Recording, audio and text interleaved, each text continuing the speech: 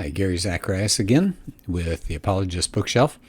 Let's take another look at a book by Sean McDowell and J. Warner Wallace called So the Next Generation Will Know. And in the back of it, now I've already done a podcast on this book, but I just want to mention again on the back, it says if you're raising, teaching, or pastoring Generation Z, this book was written for you. So I have no idea. I lose track of all these labels, so I had to read through part of the book to find out what is Gen Z. So Gen Z are people that are born between the year 2000 and 2015. So the oldest ones now would be just about ready to graduate college. The youngest ones would still be in grade school. But anyway, that's Gen Z. So I want to look at two sections of the book. First, I got to find it here, is a look at who are these people, these Gen Z people.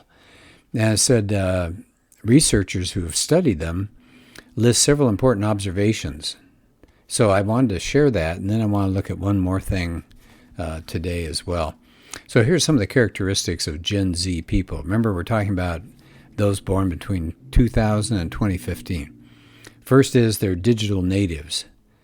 Well, no kidding. I see some of them out at my college, and they are big on digital technology. It says that shapes their sleeping habits, how they process information, how they build and maintain relationships, and how they spend their spare time.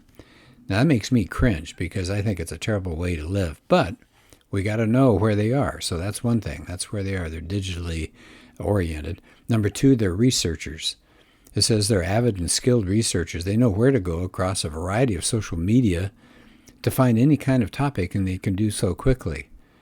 Okay, again, just from my perspective, I think they're getting terrible information. I see that. I teach English, and I can see that they don't really research well. I mean, yes, they can find quick answers, but not necessarily good, solid answers. They're not very good critical thinkers.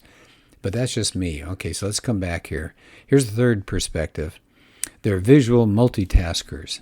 Boy, amen to that. They use Snapchat and Instagram and YouTube. It says these are visual, video, image-based platforms. It says they're able to divide their attention repeatedly by multitasking between visual platforms. Well, once again, I've read material that talks about we're not built as human beings to be multitaskers. We don't do very well, but they at least are on a lot of different places, more apps and all than I can even figure out. So they're visual multitaskers. That was number three. Number four, they're impatient. Why? Well, speed and convenience. That's everything for them. They expect instantaneous delivery on just about everything, from information to goods to music. And it says some studies said the attention span of Gen Zers is around 8 seconds. I'm guessing that's actually high. Again, I think this is pretty sad, but we got to find out where they're coming from. Number five, they're racially diverse. It says this is the last generation in which most of the American population will be Caucasian. Number six, they're fluid. They blur the lines between work and home and truth and fiction and fact and feeling and public and private lives. And as they point out here, there's probably nowhere such great fluidity than with issues of sex, gender, and family. And I thought this was so sad. It said few of them believe there's such a thing as a normal family. Only half of teens today believe gender is defined by one's sex at birth. Wow. Okay, well, I'll just leave that one alone, but these are pretty sad facts. Number seven, they're social justice oriented. They get behind causes and movements, and they're focused on human equality. So that would be issues like poverty and human trafficking and refugees and more. They want to make a difference in the world, and I think that's great. I'm afraid the enthusiasm maybe goes down some wrong directions, but I appreciate the fact that they really want to make this world a better place. Number eight, they're pragmatic. What does that mean? Well, they've seen terrorism. They're worried about the future. They're cautious. It says actually they're less likely to drink underage and more likely to wear seatbelts. In fact, I also read somewhere that they're not as anxious to get behind the wheel and become drivers. Good land, my generation, getting the keys to the car was a real rite of passage, but not so much anymore. Number 9, they're overwhelmed. It says more than 2 out of 3 teens today feel overwhelmed by everything they need to do each week. Again, I see that when I teach college. I've got students who've come into my office and they just break into tears. They just break down and say, I'm just overwhelmed by everything I have to do. Pretty sad. Number 10, again, another sad one, they're lonely. Says, this is a quote from a psychology professor, Jean Twenge. She says, this new generation is on the verge of the greatest mental health crisis in decades. There's been a huge increase in depression and loneliness in the last few years. And she says it's because of smartphones, and people are not interacting anymore. I think she's exactly right. We're building bubbles around ourselves. Number 11, Gen Z people are individualistic. It's very me-focused. And again, I find this really sad. It says young people today have grown up in a culture that places the individual as the highest authority. Well, we know how that goes, right? If we depend on ourselves, we're going to crash and burn. Number 12, they're transparent. They want to know who they can trust. They want real relationships, and they really respect transparency.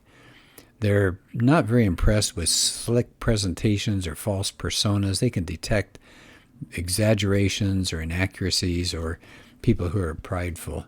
They want to hear personal stories that reveal imperfections. Again, honesty instead of we have to act perfect around each other. And then number 13, again, maybe the saddest of all, they're post-Christian. It says more young Americans are describing themselves as religiously unaffiliated than ever before. The Bible doesn't hold the same authority for them. And it says more young Americans, they're thoroughly secular, they're disconnected completely from religion and the larger questions of life. Only 4% of Gen Z has a biblical worldview. 4%. Wow. So I read that, and I was a little disheartened, but thank goodness God's bigger than this. He can handle this, and if we do some good things, we can still reach this generation. So the other part I wanted to read to you and discuss is now a little bit further in the book, starts on page 72. It talks about 10 strategies to connect with Gen Z in building relationships with young people. And I like what both McDowell and Wallace say. They say you don't have to do all of them, but just start with one and then try another and grow in your relationship that you have with Gen Z people that are in your life. So here they are, 10 things that people can do to connect with these Gen Zers out there. Number 1, share stories. And again, the idea is be vulnerable. Remember, they want honesty. So it says be vulnerable, share your successes, but share your failures. Let them know that you can talk about experiences and struggles that you had. Number 2, enter your kids' world. So it says your kids, but remember, this is if you're raising a Gen Zer, but if you're teaching them or you're pastoring them, you're a youth pastor. So anyway, if you're interacting with them, it says get to know their world, watch their movie, listen to their music, eat at a restaurant they enjoy, play a video game. It gives you a glimpse into their dreams and desires. Number 3, practice empathy. We have to give them permission to share their feelings, that we're not going to be too quick to judge them and not treat them with scorn. Number 4, we should be good listeners. Oh, I can't tell you how much that has impacted me because I read a book, Relational Apologetics, and that was one of the things they talked about in there. We need to be better listeners. I know I really fault myself for wanting to come up with quick answers when people start telling me things. I'm already thinking of my answer, and I shouldn't. I should be asking questions. I should be listening. And they reference James 1:9. It says, be quick to hear, slow to speak. And they said, of course, we as adults, we get it backwards. Well, we're quick to speak, and we don't hear very well. It says listening can be one of the best ways to connect with these people. Ask genuine questions. Have eye contact. Show empathy. Try to understand before we speak. Number 5, express unconditional love. Unconditional love. And Sean tells a story. Sean McDowell says when he was a kid that his dad was writing and was speaking all over the place about abstinence. And Sean says, but I was 12 years old. My hormones were kicking in. I remember thinking, well, if I become sexually active, I could really blow it for my dad. So I decided to ask him, what would happen if I got a girl pregnant? And Sean says, I'll never forget what he said. Son, I don't care if the whole world calls me a hypocrite. You and I will work it through together. He said that was so great to hear that his dad's love was unconditional for him. And that's what we need, unconditional love. Number 6, something else we can do with a Gen Z person is mentor somebody. It says, ask yourself a simple question. What am I already doing that I can include a young person alongside me? It could be just as simple as taking one of the students or your kid to the store with you, or finding a young person who enjoys working out. Sean says, I try to bring one of my kids or a student from one of my classes whenever I speak at a local event and build a relationship. So that's mentoring. By the way, I like it says, we're not asking you to add another program to your schedule, just what are you already doing that you could include a young person? So it's not inventing more work for us. I thought that was good. Number 7, set reasonable boundaries. They want boundaries. So even though they talk about being individualistic, I thought it was interesting. One study in Britain found that 69% of teens thought parental controls online were a good idea. I thought that was interesting. So they may talk freedom, but they want to know some boundaries. That shows real love and concern.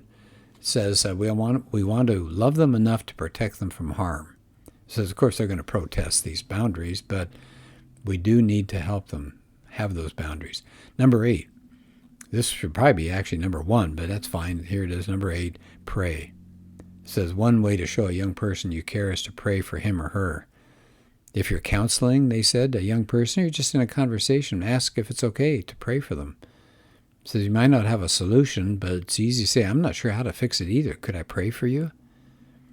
That means so much to me. I've had people pray for me, and it wasn't that they offered a solution, but just to know that somebody cared enough to take time to pray for me was powerful. Of course, we have to do it. I can think of times where I told somebody I'd pray for them, and then I forgot. Oh, that's awful. Number 9, share a meal. Share a meal. And now J. Warner Wallace, of course, was a former cold case detective. He said whenever he arrested a suspect and would prepare to interview him, he'd order a meal for both of them, and then he'd eat with the person. And he said, when I first started doing this, my partner refused to join us. I'll buy him a meal, but I'm not going to eat with a killer. It says, but something happens over a shared meal. It says you end up, it's the first step of a relationship.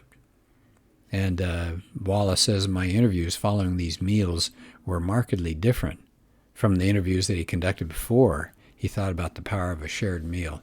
So they found study after study that kids who have regular meals with their family or some other caring adult, they're less likely to engage in risky behavior, and they perform better in school. As they said here, it's meal time is where stories get told, that's where jokes get laughed at, and that's where meaningful conversations occur. But we tried to do that as we raised our sons, to have a meal together and not wander off in different directions. And I agree, that's powerful. It's so important. Number 10, and the last one here, have a conversation. It says teens are craving for adults to understand them and see them for who they are and the struggles they're facing. And overall, the overall thing that they mention here in this last point is young people today just want someone to talk to. And the challenge at the end here of number 10 is, are you willing to have a conversation with a young person and help fill his or her deep need for relationship? And so do you notice how many of these come back really to the idea of love and concern? And so this is such a good book, again, so the next generation will know. It says it's an extraordinarily practical tool for anyone equipping the next generation with a biblical worldview. We're only one generation from having Christianity disappear. We've got to pass it on. And so I think this is a wonderful book. I love both authors, McDowell and Wallace. They've come to our church. We've had a chance to sit down and talk to them, and they're wonderful people. I highly recommend this book, so the next generation will know. Well, I wish you well if you are dealing with a Gen Z person, and hope some of these tips would help you out. Thanks for listening, and we'll do another podcast soon.